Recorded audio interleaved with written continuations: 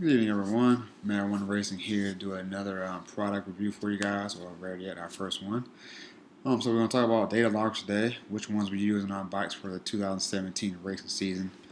So we got the MADD Start Next, got the AIM Solo DL, we got the Speedangle with lean angle sensor, and iPhone generation 4 and beyond.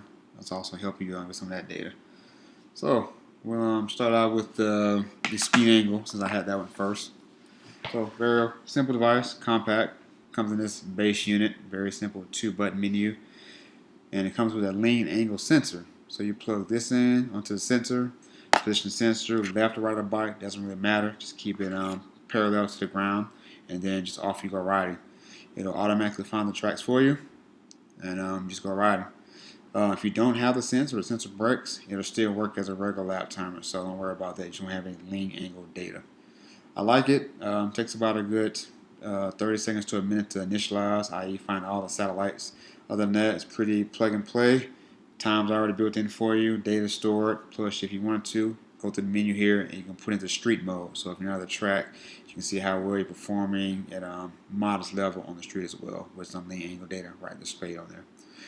Got a custom made bracket, or just get some Velcro, put on the back, stick it on your front tank or your front fork bridge, and just go from there. So software for this device, it's not bad. It's not too user friendly, but it's not horrible.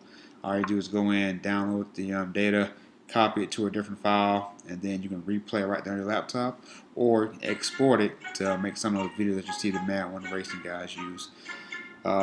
It is Windows based, no Mac or software available just yet, but you can convert the file over in Excel format, and now you can use it on your Mac as far as building the actual video. But if you just want to look at the actual data, you got to have a Windows PC. So that's your Speedangle. Retail roughly about $480 to $500 depending on where you go. I picked one up for about $430 on a Black Friday sale a couple years ago. Next up, we got one of our sponsors at the MADD.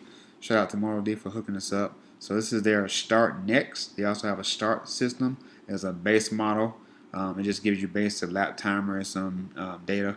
The Start Next also incorporates lean sensors as well. So just like my Speedangle, I can tell how far I'm leaning or not, and then replay that data back on videos.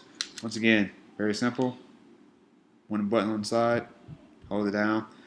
This takes about also 30 to about 45 seconds to fully initialize. It's glove friendly, so you got gloves on, riding the bike, it works out. It'll automatically find your track. You can download more if you need to. We have a pretty extensive database. So this one had a custom bracket made too, just mount it to that, or Velcro on the bottom, put in your tank. Very important though, try to keep it at a modest angle, and then have it facing up so it gets some good data, good sensors. Hey boys. Say hi to everybody. Hi. Hi. So how's your day? Oh, they're doing fine, buddy. So my little pit crew here helping out data, making the video. So MADD Start Next, plug and play, no external wires, just put in your tank and you pretty much turn on and go. Software for this, once again, it's not too user friendly, but it's not horrible. Once again, it's also Windows based. So you gotta look at it in a Windows platform. If you want to convert it over, just save the file over and then take it to a Mac or other platform if you need to. Pretty self-explanatory. It gets your GPS readout, your speed, and then your lap timer function, and then just play it back. Once again, not bad. Use it on pretty much every bike we had so far. Now we step up to the big leagues, and this is the AIM Solo DL. This is their more powerful data logger for our application, at least anyway. They do have a Solo, which is basically just a lap timer, but it can give you some other readouts as well. And also it can be powered by the bike or machine if you have a car. Just get the adapter and the cords, plug it in, and you're good to go. This one I didn't get it. The battery life is pretty decent so far. I haven't fully tested, but I'm hearing it's about a good 4 hours. So we'll give that a shot in one of our future videos. But once again, this one takes a little bit longer to get a satellite, 45 seconds to about a minute and a half. But once you turn on for that morning, for instance, it's pretty much good for the rest of the day. It picks up satellites pretty quick. The reason I got the Solo DL is this little port here. I got a BMW specific cable, plugs directly into my ECU, and it pulls every single bit of data that the ECU processes straight into this unit here. That's really important for me because I got to measure all my pressures, the oil, front and rear brake sensor pressure, wheel tire sensor you see in our previous video, temperatures, coolant, what else? Air intake temperatures, GPS data, signal, lean, and HP4 specific data because between the S1000RRs, HP4, and the 2015 and beyond S1000RRs, you can get some pretty unique data out of your biking system. So make for a very interesting video. I hope to keep you guys entertained. Once again, plug and play. Requires a satellite, put on your bike. If you plug it into your bike, you get all the other data, which is great. If you do not, it'll still work as a basic lap timer. So don't worry about you have to have that special plug. You don't. Comes with a specialized bracket. I don't have it down here with me, but on the bracket, 2 rare earth magnets sticks on there. This thing is not coming off. Even in the event of a crash, it'll probably still be on that bracket. But they give you some little screws to keep it secure just in case. I just used the basic mount, stuck it on there, and it held tight all day. Orientation doesn't really matter, but if you want to keep it aligned with your front steering tree up top, just keep it kind of centered. I have mine pretty much directly below my master cylinder for the front brake, and it stays there so I can see it.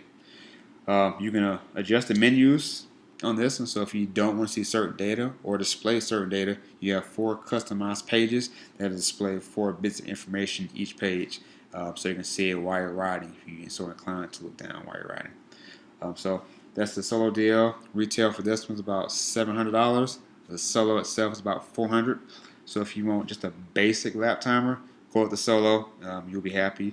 But if you want to pull some of the other data for some really cool videos, or because you want to see how well your bike's performing on the track, go ahead and upgrade to the DL, and then make sure you get that bike-specific cable if they make one for your particular machine.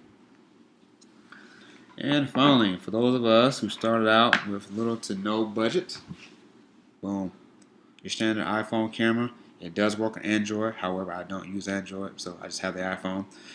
Found a little program. It's called Track Addicts. I'll zoom in on that. So basically, it allowed me to pull just very generic data while I'm riding. So I would buy this app, or you can get the free version. It gives you like 3 samples, which is probably enough for most people. But I went ahead and got the full version, so it's fully opened up to me. So you can see you got circuit, you got segments, so I'm doing from point to point, or if I'm doing some drag racing. So already, just as being a basic app, it's very user-friendly. It will log into your GoPro camera wirelessly and start and stop your camera as you start riding. Another cool feature. So the flash link down here, so it gets a GPS signal and an ODB sensor. So what that allows me to do is if I have an ODB sensor, plug into your bike or your vehicle, and it'll pull everything off your vehicle's ECU and throw it right into the app for playback. If you click down here in sessions, it'll record all your sessions in time, format, and order. Sorry, I'm trying to get the camera lined up. I know you guys can't see it, but just the technology there. So I'll just read off. It's your track name and your best time, and then the date and time you recorded it. And then you can click on any one, and it'll load it up for you. And then if you want to hit file or share or playback, you can actually play it back in real time. And if you have a video, it'll play the video back right there on your iPhone as well. So very user-friendly, pretty cool. Another feature we tried to get working this year, and we didn't get 100% because it's a slightly better Wi-Fi system, is we can go online and live stream this data out there to you guys. So whatever position we're riding in, other riders have the same app. We can see in first, second, third, or whatever position as we go around the track in real time. What we were trying to do was talk to some people, get the video, this data, and overlay it via FaceTime Live. That didn't work, so we're going to spend over the winter and then next year trying to get that worked out for you guys, so you can actually see other than FaceTime Live video that distance actually us out there on the track. So hopefully it works out when we get the data figured out and produce that. Now, put this anywhere on your tank or in my BMW. I just put in my rear terrace section, horizontal facing up. Gets a good signal. Haven't had any issues so far. If you want to augment it with this is a Kiwi 3 ODBD2 sensor. Plug it into your bike or your car for that matter, and it's Bluetooth paired with this app, and now you have ECU data push to your phone into the app. So now when you pull all this back, you can download it to your computer, Windows, or Macintosh, doesn't really matter in this case. And now you can make some cool videos for really the cost of an iPhone, which you probably already have, or an Android. And then this little Kiwi device, which retails from $80 to $100, got it off Amazon. Comes in, just plug and play. There's nothing to program. It's Bluetooth. You put it in, you put your phone on Bluetooth, you link it up, and now you go. And one thing cool about this one, you can actually configure your OTBD channels right there. So if I just want to see what my bike or my car or truck is pushing out, I can configure it, and I can see real-time data right there on that screen.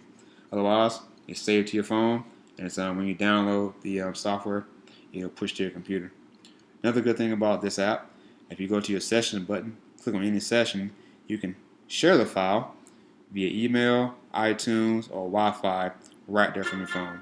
So no need to plug any cable into if you don't want to.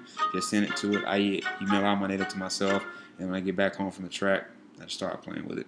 And then put on the video, and you guys hopefully get some those very first videos for us, rounds 1 through 5.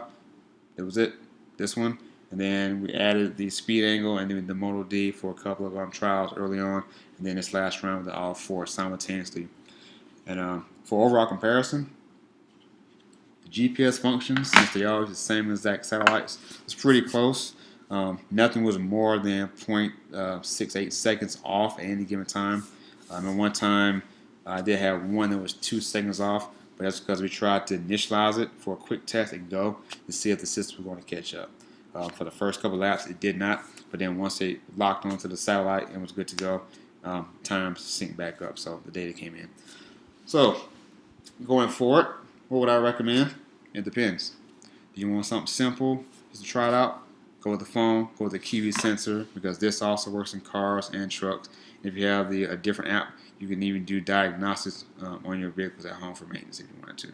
Check engine light, see what it says, get an appropriate app, and see about it. So, very good pairing, user-friendly, throw it in your machine, go.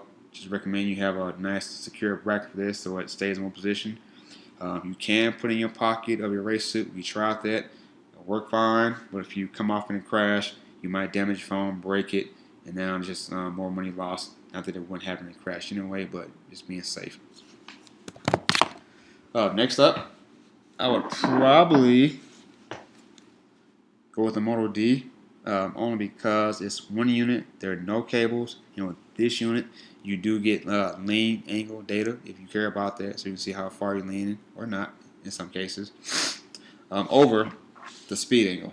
Why? Because this is a separate cable, and you can Velcro it to your bike, glue it to your bike. I have mine just zip tied to mic so I can take it in and off. But if you're in a hurry, like me, I do 7 to 9 races at any given round, so I just can't exactly pull this off and throw on another bike. I can throw this unit, but I won't get any of the lean angle data. So if that's not a showstopper for you, you can go with the Speedangle.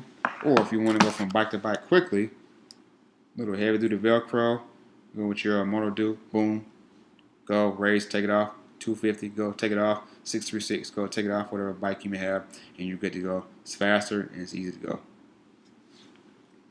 And if you want to step up to the big leagues, you got the AIM Solo DL. Once again, works just fine without that other sensor. If you don't want extra data for the ECU, perfectly fine. If you do, just plug it in right there and just, almost dropped it. Good hands, reflexes. Just put on your bike and you go. One thing I do like about this one, if you do have multiple bikes and you do have multiple harnesses, it is that simple. Plug it in here, quick twist down, and you go. So, slightly faster because you want to put the Velcro and go. Still fast, one cable and go. Not as fast, but you get the job done. Just gotta plug it in and go. And obviously with the iPhone, you guys can just throw it in your pocket or throw it in the back of your tank or up front, nice and securely, and then you go from there. Now, big question: lean angle. Which one's more accurate? That really depends. I had them all on the BMW, and data was quick. It was effective. Some show I lean more on one side than the other. Some show I lean less. Then once it speeds catch up and start going out there really well. They're pretty much probably, I would have to say, 0.3 to 0.5% error on initializing portion of the lean, and then actual displaying lean is probably an error of probably 7 to 8% depending on which unit you're looking at. So it really depends on which one you want to trust and keep on long term. Lean angle sensor, I'm tending to believe this one more because it's pretty much hardwired and that sensor's parallel to the ground, so it's not any error from satellites or any error from anything that's interfering. If the sensor installed parallel to the ground, you're good to go. However, if you install it at an angle or at a curve and your bike doesn't have a completely flat surface, that's on you. You may get erroneous data. Hey, I'm not leaning too far, or I'm pretty sure I wasn't leaning at 62 degrees just yet.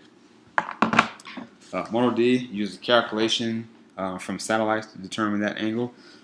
So it refreshes at 50 hertz, which is pretty much faster than my Speedangle, which is at 10 hertz refresh rate. But also you're depending on satellites to give you your lean angle data. While it tends to be accurate in a way, it does have to lock on to certain satellites, and as you go throughout the day, early morning, afternoon, evening, you may lose 1 and 2, so it will slightly affect your calculation. So your errors depending on factors that you cannot control. You can use this one. So DL has, from what I can figure out from reading the manual and going to the software, has 2 ways to calculate lean angles. Same thing like the Model D from different satellites. Once again, you may lose 1 and 2 throughout the day as you go around. Or, since it's plugged here, plugs directly to my ECU, on my BMW HP4, it has a built-in lean angle calculator sensor and math algorithm within the bike. So, I can tap into that and pull that information direct from my bike. So, that's what the bike uses when it does its other fancy calculations, and that's what this bad boy can use as well. Or, I'll just go back to the GPS, I believe it's the gyro sync option, and then it'll calculate lean angle based on that. iPhone has built-in accelerometers, have not figured out how to actually make those work as far as lean angles or where they're encoded in this particular software if Track Add even records the information. Have no idea, still working with it. If I figure it out, you guys will be the first ones I'll let know. Otherwise, good data, even better data, lean angle, sorry, don't have it for that. So, that's just my quick review. Obviously, we got these 2 bad boys, our GoPro cameras. Thanks to GoPro for hooking us up this year, being our sponsors, helping us out.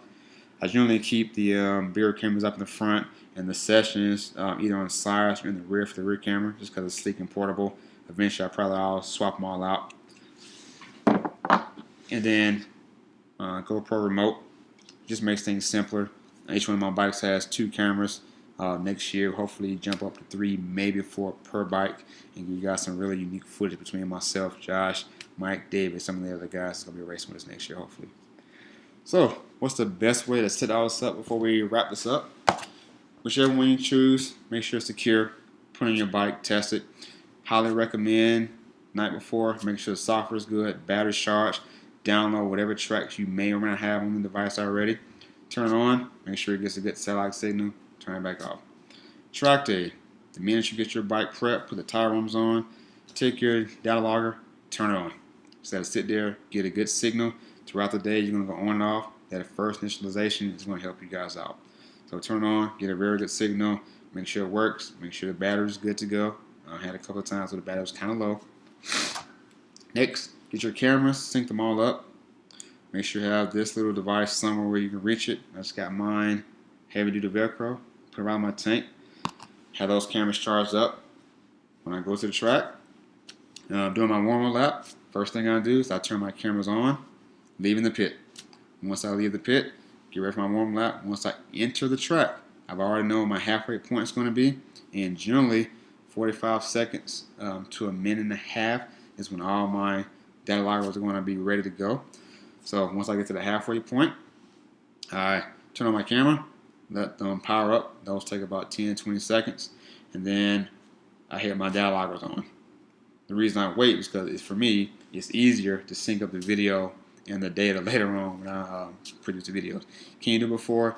Absolutely. It doesn't hurt you. Yes, with the software I use, you got to do a little bit of hunting, trying to find the right starting endpoints.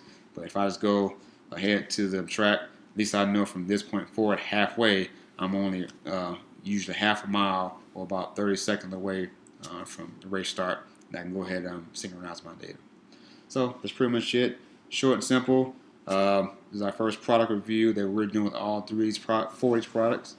AIM, SOLDL, MONOD Start Next, Speedangle with lean angle sensor, and iPhone or Android. Sorry, Android users, just don't have one. I do have iPhone, and then the Kiwi 3 data sensor. Hopefully it's quick, simple. If you have any questions, leave me a comment, shoot me an email, whatever you guys will do. Find us on Facebook, Twitter, or check our website out, MADD-1 Racing. This concludes our inaugural year, so we had some good racing, good events. We got some podiums, some top 5s, some top 10s, and we're going to be back for next year with some new riders, same equipment, and hopefully some more fun facts. There'll be more videos, more giveaways, more prizes. Thank you guys for being there. I had a really great season from the behalf of the team. We love you guys. Stay with us and stay mad. MADD-1 out.